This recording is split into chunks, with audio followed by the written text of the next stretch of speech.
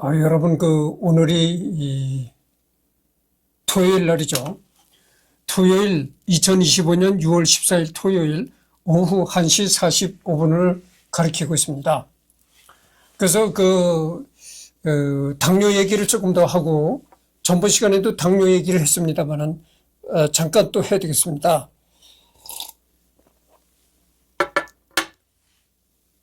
내가 이 시간에 여러분들한테 뭐라고 했습니까? 태어날 때도 난 저체중아로 태어났다. 지금도 내가 몸무게가 상당히 가벼운 사람이다 이런 얘기를 했잖아요.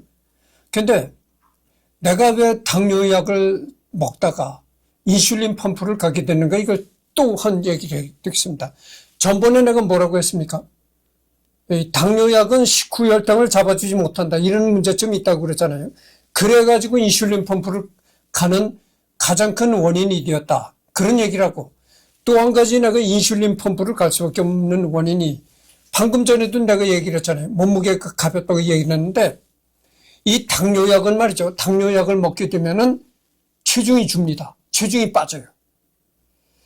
그리고 당뇨약을 먹는 사람들이 대체로 어떤 일을 합니까? 이 식사량을 줄이는 거예요.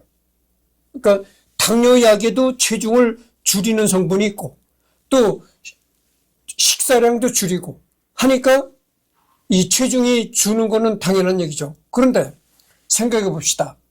평소에 체중이 많이 나가던 사람은 체중이 줄어드는 게 좋겠죠. 근데 평소에도 체중이 가벼운 나 같은 사람은 체중이 줄어든다? 이게 좀 안 좋은 겁니다. 그래서 내가 말이죠, 당뇨약을 먹기 전보다, 당뇨약을 내가 한 3개월 지금 먹고 있는데, 당뇨약을 3개월 한 정도 먹고 나니까 5kg 정도가 빠졌어요. 그러면 나 같은 사람은 뭐 빼고 자시고 할 게 없는데, 응? 나 같은 사람은 오히려 체중이 빠지는 게 안 좋은 거죠. 응? 그렇잖아요? 그전에도 몸무게가 가벼운 사람이 당뇨약을 먹고 나서 한 5kg가 빠지는 거예요. 야, 이거 충격이 가더라고. 내가 딱 아침에 일어나서 매일 내가 체중계 올라가 보거든요. 5kg가 빠지는 거 보고 충격받았어요. 아니, 원래 체중이 많이 거듭되는 얘기지만은, 체중이 많이 나가던 사람은 체중이 빠지는 게 좋죠. 응? 아니, 그러는 나 같은 사람이 체중이 빠지고 자실 게 없는데 5kg가 빠지는 거 보고 내가 충격받았어요. 이 당뇨약을 먹는 사람들이 하나같이 체중이 이렇게 빠진다는 거예요. 그래서 원래 체중이 가벼웠던 사람은 이렇게 빠지니까 아주 사람이 못 쓰게 된다는 얘기죠. 그래서 이 당뇨약을 먹으면서 식사량까지 줄이고, 그러니까 혈당을 높이지 않기 위해서 식사량까지 줄이고 하다 보니까 막말로 정말 뼈만 남는다. 사람이 아주 못 쓰게 된다, 이런 얘기죠. 몰골이 못 쓰게 된다, 이런 얘기입니다. 그래서 나 같은 사람은 체중이 좀 불어나야 좋거든요. 그렇잖아요? 나같이 이렇게 이런 사람은 체중이 불어나는 게 좀 좋습니다. 아주 많이 불어나는 건 좋지 않겠지만 어느 정도는 불어나는 게 좋거든요. 근데 이 인슐린 펌프는 체중이 주지 않습니다. 인슐린 펌프를 부착시키게 되면 정상인과 똑같은 식사를 하기 때문에 오히려 체중이 1kg, 2kg 정도는 늘어난다는 거예요. 그래서 내가 여러 가지를 생각해서 인슐린 펌프를 가는 수밖에 없다. 그래서 마음을 굳힌 겁니다. 그런 거고, 지금 내가 왕피를 하잖아요. 예전에도 내가 왕피를 한 적이 있습니다. 그러나 예전에도 내가 왕피를 한 적이 있는데, 예전에 했던 왕피는 좀 미흡한 감이 들어가지고 또다시 이제 왕피를 하게 되는 겁니다. 그래서 이제 이번에는 여기부터 할 차례입니다. 하한의 총애를 받았음에도 정작 하한이 실세로 있던 당대 정권이 최고 권력자 조정에게 배척당했다. 잠깐만요.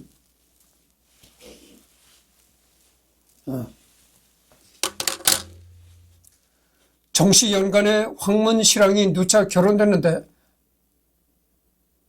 아니지, 여기가 아닌 모양인데, 잠깐만요. 내가 전번에 하던 거를 보고선 해야 되겠네요.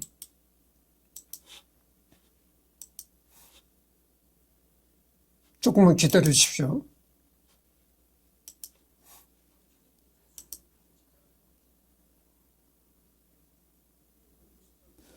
어디를 할 차례인가 그거를 정확히 찾아보고 해드리겠습니다. 여러분들 이렇게 감동하시죠? 그만큼 이 왕피디가 천재적인 사람인데, 그래서 왕피의 첫 번째 시간은 이것으로 끝내고 오후에 또 한번 그거 있겠습니다.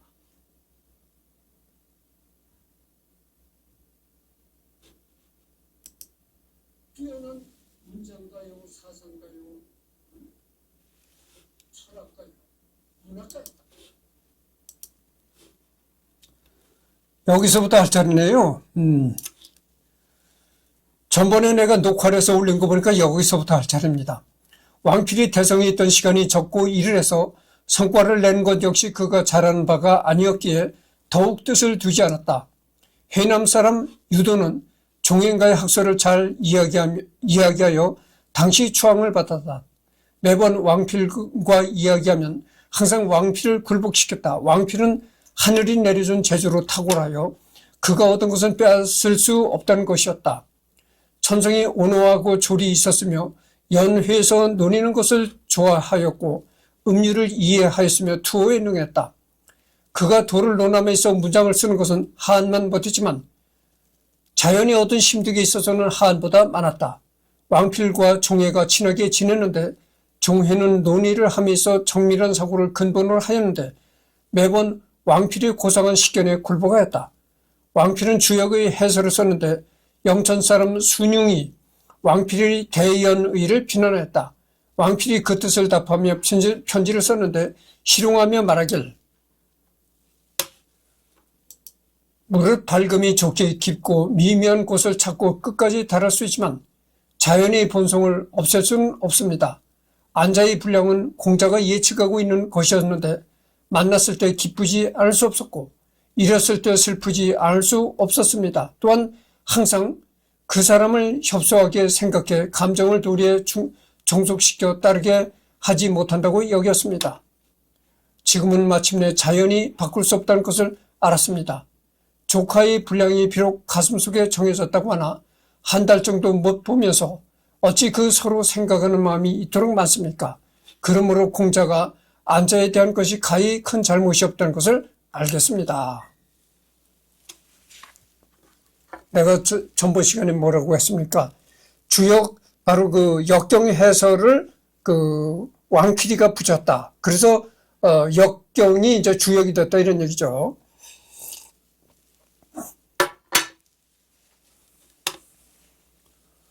왕필은 노자의 해설을 쓰면서 노자 지략을 지었는데 노자를 해석하는데 통일된 원리가 있었다. 특히 철학적인 주석을 달면 본문보다 주석이 많아 철학이 많은 논제를 내포하고 있기 때문에 읽기 불편한 경우가 많은데 왕필의 노자 주석은 본문과 주석의 분량이 거의 같다. 왕필이 노자에 대해 확실하게 이해했다는 것을 알 수 있다. 도덕론을 저술하고 주역을 해설하는 데 있어 왕왕 심오하고 아름다운 언사를 사용하였다가 왕자가 담론을 좋아하였는데 노자와 장자를 비난하였다. 항상 말하길 잠깐만요. 왕필이 해석한 주역을 보면 깨우치는 게 많다 하였다. 그러나 왕필은 사람들이 천박하고 물정을 몰라 처음에 왕녀, 순융 등과 더불어 잘 지내는데 왕녀가 그의 황문양을 빼앗자 이에 왕녀를 원망하였고 순융과도 또한 좋게 끝나지 않았다. 정시 10년 조상이 폐해지고 송사 문제로 면관당했다. 그의 가을에 역질 때문에 죽었으니 당시 나이가 24세로 아들이 없이 후사가 끊겼다. 그렇잖아요. 전번 시간에 내가 잘못 얘기를 했는데 17살 때 죽은 것이 아니고 23살 때 죽었습니다. 그러니까 지금으로 말하면 뭐 대학생 그런 나이에 죽은 것이죠. 그러니까 굉장히 이른 나이에 이제 왕필이가 죽었기 때문에 왕필이는 어떠한 자손도 남기지 못했다는 겁니다. 그러니까 후사가 끊어졌다 이런 얘기죠. 왕필이 죽음을 사마사가 듣고는 수일 동안 탄식하였으니 그 식견이 높은 사람들에게 안타까움이 된 것이 이와 같았다. 왕필이가 죽었다는 소식을 듣고 이 사마사라는 사람이 굉장히 슬퍼해서 식음을 전폐했다는 겁니다. 모든 음식을 먹지 않고. 그러면 이 사마사라는 사람이 누구냐 한번 봅시다. 이 사마사라는 사람은 2008년에 후한사라 한해군 온현 효경리에서 태어난 사람입니다. 사망은 2055년 3월 23일 향년 47세로 사망했다 이렇게 나오네요. 중국 삼국시대 위나라의 권신이자 서진의 추전 황제, 자는 자원으로 사례 한해군 온현 사람이다. 사마의와 장춘하의 장자로 사마서의 친형이다. 그러니까 위나라의 권신이라고 하니까 그러니까 그 왕필과 같은 나라의 사람이었다 그죠. 왕필과는 그 같은 나라의 사람이었는데 태어나기를 왕필보다 늦게 이제 후배라고 할 수가 있죠.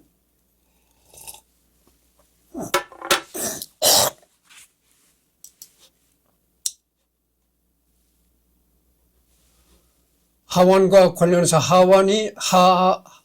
하한이 지은 도덕론과 관련된 일화 이외에도 서절 신화에는 하한의 집에서 담론을 논한 일화와 배휴와 대화만 일화가 있다. 하한의 집에서 담론을 논한 일화는 다음과 같다.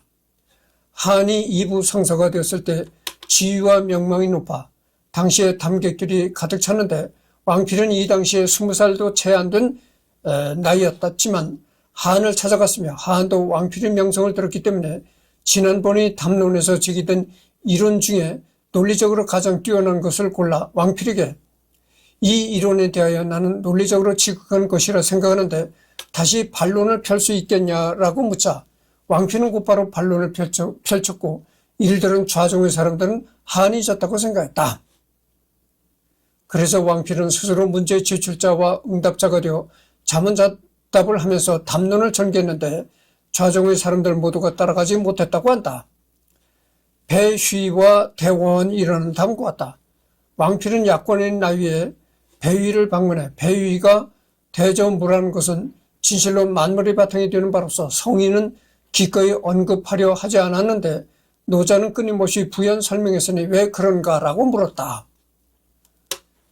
왕필은 성인은 무를 취득했고 무는 또한 설명할 수 없는 것이기 때문에 언제나 유에 대해서 언급했으나 노자와 장자는 아직 유에서 벗어나지 못했기 때문에 항상 부족한 바를 설명했던 것입니다 라고 했다.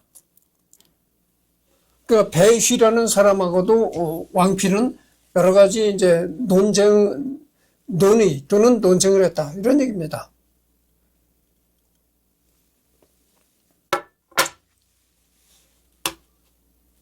지금 14분을 지났네요.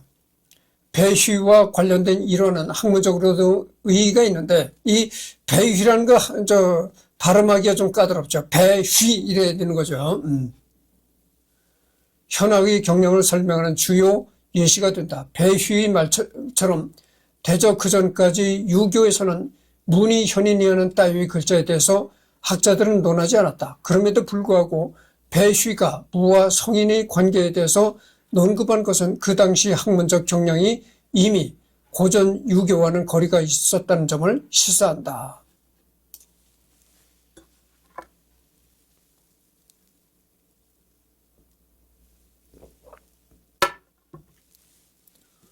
이 유교 초창기, 그러니까 공자라는 사람은 말이죠. 자신이 유교를 창시한다는 이런 생각조차 하지 않았던 사람이에요, 공자는. 근데 그 공자가 죽고 나서 이 제자들이 공자의 어록을 말이야 이렇게 책을 펴내고 이러면서 이제 유교라는 그런 게 생겼거든요. 그래서 공자라는 인물은 성인이기는 한데 내가 유교라는 걸 창시하겠다 이런 생각조차 없었던 분이에요. 그래서 이 유교 초기에는 상당히 좋은 사상이었습니다. 유교라는 사상이. 근데 유교 이렇게 자꾸 실이 내려오면서 유교의 이름을 팔아가지고 좋지 않은 얘기들이 자꾸 덧붙여졌다 그죠. 원래 유교는 아주 사상으로서 훌륭한 사상이었습니다. 그래서 나는 말이죠. 굳이 내가 이승열이가 종교가 뭐냐. 굳이 따지고 한다면 나는 유교라고 하고 싶어요. 종교가. 유교가 뭐 종교냐, 종교가 아니다, 뭐 이런 여러 가지 얘기 있습니다만은. 그러나 이 세월이 많이 흘러져 내려오면서 유교가 타락이 됐다. 이런 얘기죠. 원래 유교는 상당히 좋은 사상이었습니다. 왕필의 답변은 더욱 현학적이라 할 수 있다. 성인 즉 공자는 무에 대해 언급하지 않았다. 이름에도 불구하고 왕필은 성인이 무를 취득했으나 무는 설명할 수 없는 것임을 알기에 논하지 않았다는 식으로 해석했다. 무라는 거는 한자로 없을 무를 쓰는 겁니다. 그러니까 한자로 없을 무를 쓰는 무는 뭐 공자도 무에 관해서 여러 가지 얘기를 한 바가 없다는 겁니다. 언급하지 않았다는 거예요. 그러니까 무라는 것은 없다는 것인데 그 없다는 것을 어떻게 뭐 논하겠느냐 이런 얘기도 들 수 있다는 얘기죠. 그래서 이 왕필은 뭐라고 했냐면 이런 얘기를 했다는 겁니다. 성인이 무를 취득했으나 이 공자 같은 사람은 무라는 개념을 이미 몸으로 취득한 분이기는 하지만 설명할 수 없는 것을심을 알기에 무라는 것을 취득하긴 했으나 공자 같은 그런 성인은 무라는 것임을 몸으로 취득하기는 했으나 말로는 표현할 수 없다는 것을 알았기에 논하지 않았다 이런 얘기죠. 그러니까 뭐라고 얘기를 했어요. 이게 철학적인 얘기인데 무라는 것은 말이죠. 언어로 표현할 수 없는 세계다 이런 얘기도 되는 거예요. 언어. 언어로 표현할 수 없는 세계가 무다 이런 얘기죠. 그래서 내가 노자의 도덕경을 뭐라고 했습니까? 노자의 도덕경 딱 이 겉표지 한 장을 넘기면 제일 먼저 나오는 얘기가 뭐냐면은 그겁니다. 그러니까 뭐 이렇게 책 뚜껑을 넘긴다고 내가 말했는데 그건 잘못이고 원래가 노자의 도덕경은 책으로 된 것이 아니고요. 그 마왕퇴라는 무덤에서 발견된 게 이제 노자의 도덕경인데 책이 아니고 이런 그 비단폭에 쓰여져 있던 것입니다. 이 노자의 도덕경이. 어쨌든 간에 노자의 도덕경 첫머리에 뭐라고 나옵니까? 도가도 비상도. 도라고 말을 한다면 그것은 도가 아니다 이런 얘기예요. 그게 뭐냐? 언어로 표현할 수 없는 세계다. 이런 얘기죠. 즉 말한다면 도라는 건 도의 세계는 언어로 표현할 수 있는 세계가 아니다 그죠. 언어를 초월한 세계다 그겁니다. 그리고 언어로 표현할 수 없는 세계니까 어떻게 되겠어요? 사람이 개개인마다 느낌으로서 알 수 있는 세계지 언어로 표현할 수 없는 세계다 이런 얘기죠. 똑같은 거예요.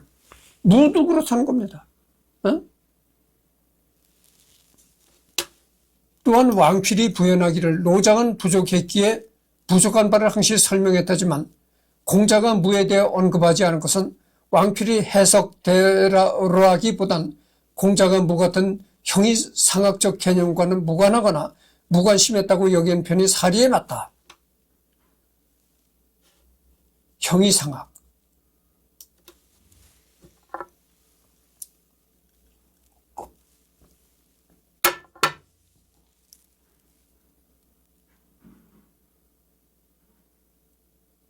형이상학이라고 하니까 이게 또 우스운 얘기가 나오는데, 아니, 그런 얘기는 하지 않겠습니다. 이게 철학적인 언어입니다. 형이상학 이런 건. 형이상학 이런 건 지금으로 말하면, 흔히 지금으로 말하면 그건 무슨 얘기냐면은 정신적인 세계. 이건 무형의 세계죠. 형체가 없는 정신적인 세계를 형이상학이라고 하고, 형이하학이라는 건 정신세계가 아닌 이 물질적인 세계, 그것을 형이하학이라고 하는 겁니다. 왕필이 물을 논하면서 그에 대해 언급하지도 않았던 공자를 끌어들인 것은 공자의 지위를 건드리기보단 공자의 위치와 학문을 빌어 노장의 사상을 뒷받침하려는 것을 의미한다. 노장이 언급한 것을 공자는 언급하지 않은 이유가 공자는 노장보다 훨씬 더 잘 파악해서 즉 그것이 설명할 수 없음을 잘 알기에 굳이 설명하지 않았다는 얘기니까.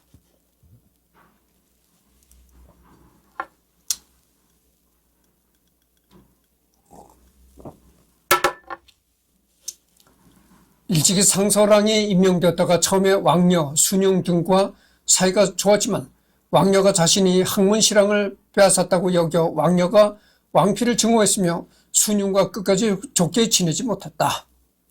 249년 조상과 하한이 피살되자 이에 관련되어 면직되었다가 가을에 역질러 죽자 사마사는 하늘이 나를 버리셨도다 라고 탄식하면서 식견 높은 사람들도 이를 애도를 했다고 하며 아들이 없어 가문이 단절되었다. 이 사마사라는 사람이 그렇게 왕필이가 죽었다는 거를 듣고서는 슬퍼했다고 내가 얘기를 했잖아요. 식음을 전폐했다 이런 얘기죠. 참 안타까운 사람이 죽었다. 근데 왕필이가 아들이 없어 가문이 단절되었다 이런 얘기죠. 예를 들어서 이 왕필이가 살았던 시대에 24살이라고 하면은요, 왕필이가 살았던 시대에는 사람들이 수명이 짧았을 때입니다. 그러니까 사람들이 수명이 짧았을 때는 어떻게 됩니까? 그때는 사람들이 수명이 짧았을 때니까 결혼을 조혼을 했습니다. 10대에 다들 결혼을 합니다.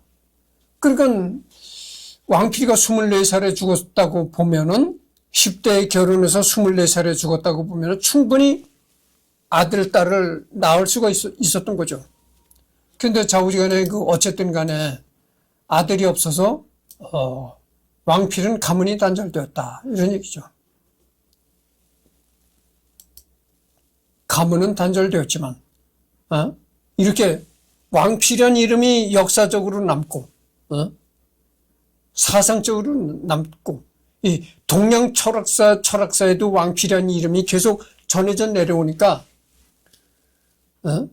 아들은 없었지만 영원히 살고 있는 사람이 왕필이다. 이렇게 말할 수가 있는 거예요. 그렇잖아요. 왕필이라는 이름이 대대손손 내려오는 겁니다. 225년 전에 태어났던 왕필이라는 사람을 2000년이 흘러가지고, 지금 한국의 이승열이가 왕필이라는 이름을 들먹이고 있으니까 어떻게 되는 겁니까? 몇천 년을 살아있는 사람이라고 봐야 되는 거예요, 왕필은. 그렇잖아요. 220몇 년에 중국의 위나라에 있었던 사람을 2000몇 년이 흘러서 대한민국의 이승열이가 왕필을 떠들고 있더라. 이런 얘기가 되는 거예요. 그러니까 왕필은 영원히 살아있는 존재다. 그런 존재다. 이런 얘기예요. 주역의 주석을 달았다. 주역의 수많은 주석들 중 왕필의 주석은 공자의 시비 이후 우번역 등과 함께 최고의 주로 꼽혔으며 고려 조선시대 잡과 과목에도 들었을 정도로 많은 사람들이 인정을 받았다. 주역에 왕필이가 해설을 붙였는데, 그게 이제 시빅이죠. 내가 얘기했잖아요. 10개든 날개다 이런 식으로 해설이 붙었는데, 이 왕필이가 붙인 주역의 주석은 고려 조선시대의 과거 시험에도 출제가 되었다. 이런 얘기입니다. 워낙 어린 나이에 주석을 달 정도로 천재였는데 이성을 알 나이가 아니었기 때문에 도덕경 주석을 할 때 여성의 성기를 이해하지 못한 흔적이 있다. 참 재미난 얘기입니다. 도덕경 주석도 내가 이제 왕필이가 달았다고 했잖아요. 근데 도덕경 주석을 붙일 때 왕필의 나이가 고작 16살 뿐이 안 됐다는 얘기입니다. 그러니까 16살이면 어떻게 되겠어요? 16살이면 중학교 3학년, 고등학교 1학년 정도 되는 나이거든. 그런 나이에 도덕경의 주석을 다른 겁니다. 에?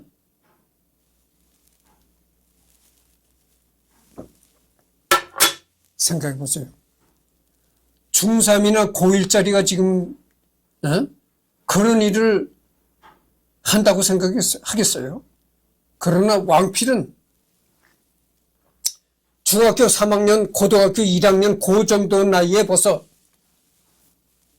노자 도덕경의 해설을 달았다 이런 얘기예요. 그러니까 천재죠. 그래서 16살 때 그 도덕경의 주석을 달다 보니까 어떤 그 결점이 있냐면은 그 주석에 보면은 여자의 성기를 그렇게 묘사하는데 여자의 성기를 묘사하는 부분이 있다는 겁니다. 근데 그거를 잘못 묘사를 했다는 거예요. 왕필이가. 그때 왕필은 여자의 성기에 대해서 몰랐다. 이런 증거가 되는 거죠. 손정희 평화길 주역이라는 책은 신비의 극에 이르고 만물의 변화를 아는 것으로 천하의 지극히 정밀한 사람이 아니면 누가 능히 이를 더불어 하겠는가. 세상의 해설이라는 것은 대체로 모두 망령되이 함부로 한 것이다. 하물며 왕필같이 견강부에 가까운 언변으로 불명확하게 대중 현묘한 뜻을 논하고자 함에 있어서랴.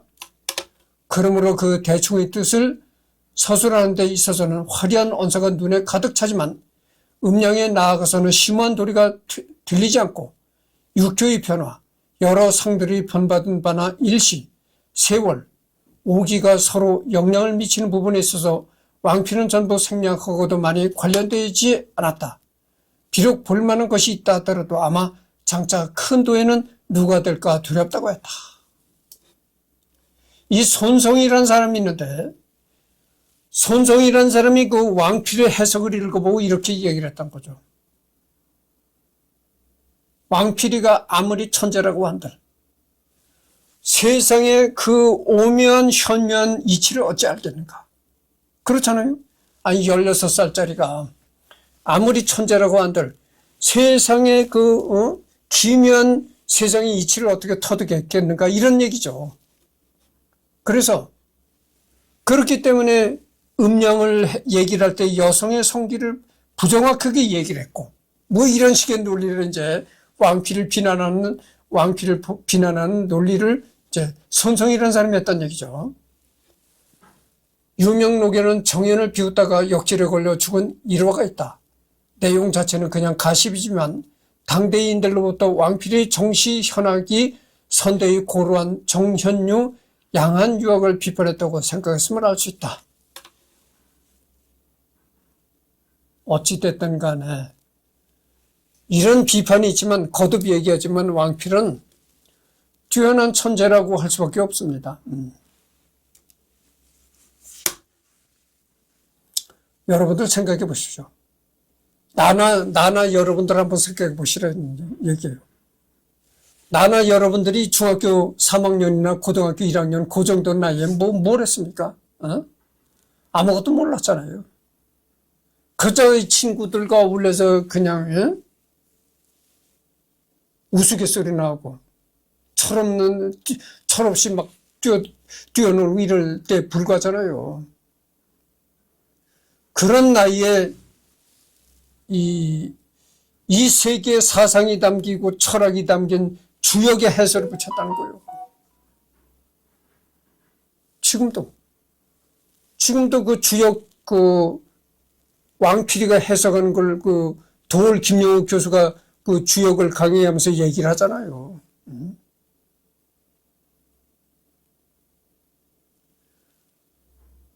주역을 강의하는 도올 교수가 지금 연세가 어떻게 되시죠? 근데 도올 교수님이 조금 나이가 젊었을 때는 아주 악을 쓰면서 이렇게 참 너무나 이 톤을 높여서 악을 쓰면서 이제 강연을 하는 걸 내가 봤거든. 근데 이제는 연세가 많아서 그런지 그러질 못하더라고. 그러질 못하고 톤을 많이 이제 낮춰서 얘기를 하는데, 그리고 말하는 템포가 늦어졌어요. 말을 느리게 합니다. 도올 김영욱 교수도 이제 연세가 많으셔가지고. 근데 내가 좀 다른 얘기를 여러 가지 해야 되겠습니다. 이 최수봉 교수, 내가 이 인슐린 펌프를 단다고 했잖아요. 그 인슐린 펌프는 이제 최수봉 교수님이 하거든. 최수봉 교수님이 지금 연세가 80대라고 난 생각을 해요. 그래가지고 최수봉 교수님도 예전에는 좀 말이 빨랐는데, 아유, 지금은 말이 느려요. 말이 느리고 아주 얘기를 하는 거 보면 일부러 발음을 정확하게 하려고 아주 애를 쓰는 그런 모습이 보여요. 그러니까 이 발음도 좀 이렇게 명확하지 못하다는 얘기죠. 그래가지고 일부러 발음을 명확하게 하려는 그런 노력이 이제 보입니다. 말할 때 보면. 그래서 뭐 사람 명이라는 건 내가 전번에도 얘기를 했잖아요. 인명은 제천이라고. 인명은 하늘이 주관하는 겁니다. 그래서 80대에도 말이 또렷한 사람이 있고 80이 되면 그렇게 그런 사람이 있어요. 근데 말이 이렇게 느려지면서도 100살을 사는 분이 있고 그래요. 그러니까 뭐 도올 교수나 최수봉 교수님을 보고 내가 뭐라고 하긴 그런데, 그렇잖아요. 도올 교수나 최수봉 교수보다 내가 한참 어린 놈인데, 어린 놈이 감히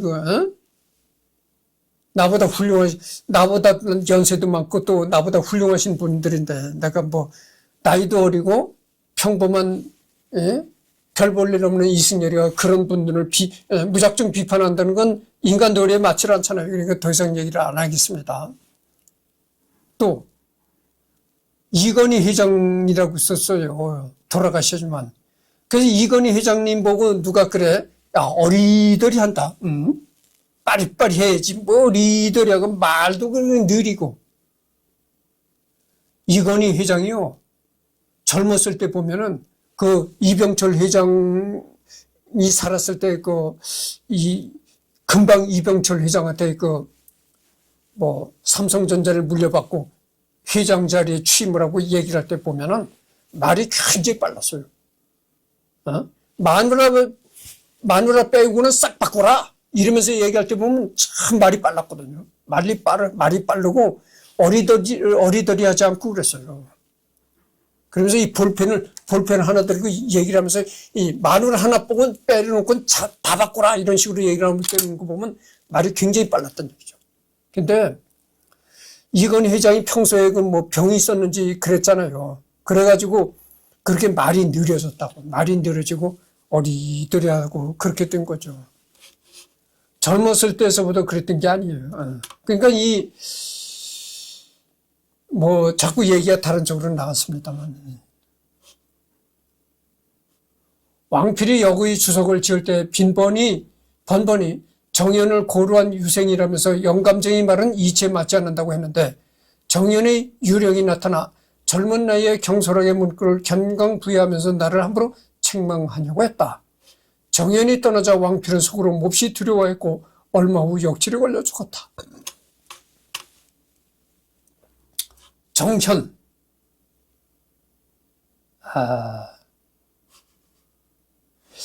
근데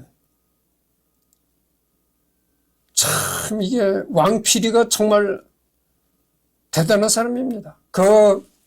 주역의 기사전을 읽어보면, 왕필이가 해설을 한 기사전을 읽어보면, 야, 이게 24살에 세상을 떠난 어? 그런 사람이 쓴 글이라고 생각이 도저히 들어가질 않아요. 정말 그런 글을 쓸 정도의 역량이 된다면은 적어도 한 70대는 돼야 세상의 이치를 깨닫고 모든 학문에 원숙한 70대는 되어야 쓸 수 있는 글이다. 이렇게 생각이 되는 거예요. 그런 글을 24살에 죽은 그런 철부지가 썼다고 생각이 들면은 정말 이게 천재라고 생각할 수밖에 없는 겁니다. 내가 얘기를 했잖아요. 왕필이가 쓴 그 해설서를 돌 김용욱 교수가 주역을 강의하면서 얘기를 했다고 내가 얘기를 했잖아요. 그 김용욱 교수가 그 주역을 강의하면서 그 왕필에 대해서도 얘기를 많이 합니다. 철학사적으로 보면 그야말로 전무후무한 조숙한 천재. 동양 철학의 천재입니다. 이 왕필이가.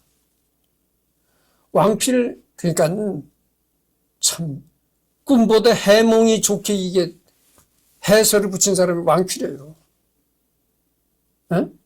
우리가 뭐 역경이 뭐 대단한 역경이라고 하면 뭐 대단한 걸로 생각하고 읽어보면 에이 뭐 이래 이게 뭐 아무것도 쓸데도 없는 거. 우리가 공자가 성인이라고 하잖아요. 에? 공자가 성인이라고 지금 떠받들잖아. 공자의 논어를 보면 제일 먼저 뭐가 나옵니까? 학이 시습이요 멋쩍이 나오잖아요. 배우고 또 배우니 이어지 즐겁지 아니한가. 첫 구절이 이겁니다. 배우고 또 배우니 이어지 즐겁지 아니한가. 별거 아니잖아요. 별거 아니다고 그죠.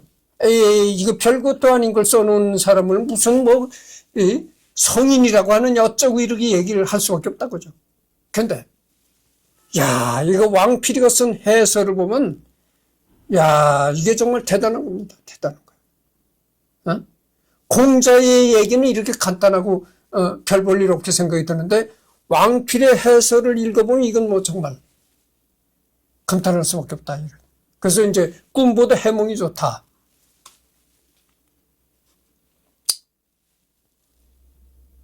철학사적으로 보면 그야말로 전무후무한 조숙한 천재 여기도 나오잖아요. 왕필 이외의 철학사에서 이름을 남긴 철학자들은 동서양을 막론하고 대부분 40대 이후에 주저서와 사상을 완성했고 이 동서양을 보더라도 이 철학사의 해설을 한 사람은 아무리 못해도 40이 넘었다 이거죠. 40이 넘어서 이렇게 훌륭한 해설을 했는데 아니 고작 24살에 죽은 요렇게 애송이가 기가 막히다 이런 얘기죠.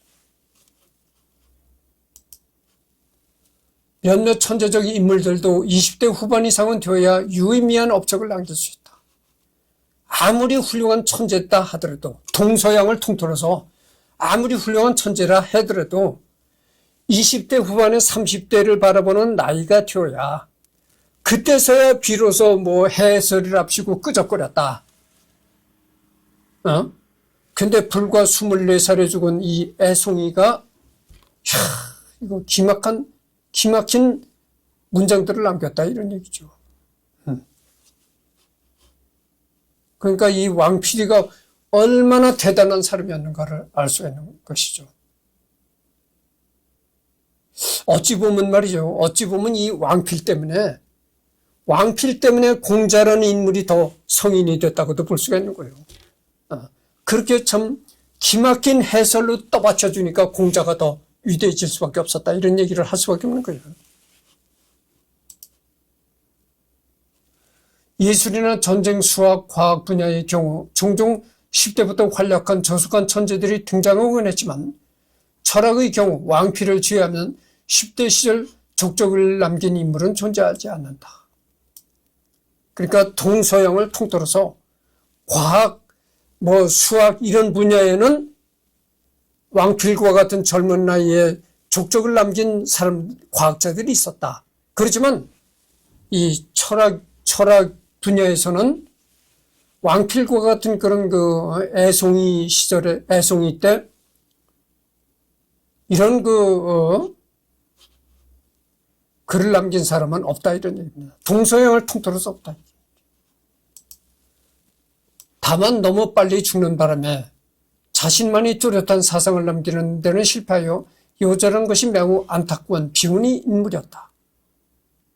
그러니까 남의 사상을 해설하는 데는 뛰어났지만 자신만의 사상을 집대성하지는 못했다 이런 얘기죠. 또한 왕필은 조이 후반 조상 일파의 집권을 정당화하는 내용의 논제를 많이 저술하는 등 위진 남북조 철학사에서 지대한 영향을 끼쳤다. 왕필은 왕숙의 증손자로서 그의 학문을 가학으로 이어받았고 황제권에 대한 회의와 참의에 대한 부정이라는 사상을 계승해 주역의 상수론을 부정하고 주역의 괴를 중심으로 만물의 변화에 중점을 두고 주역을 해석하는 것을 벗어나 효라는 가치를 중심으로 사고할 것을 주장한다. 또 그는 학문적으로 한의 현학과 밀접한 관계가 있지만 한과는 달리 유가의 성인 유정론을 인정했다.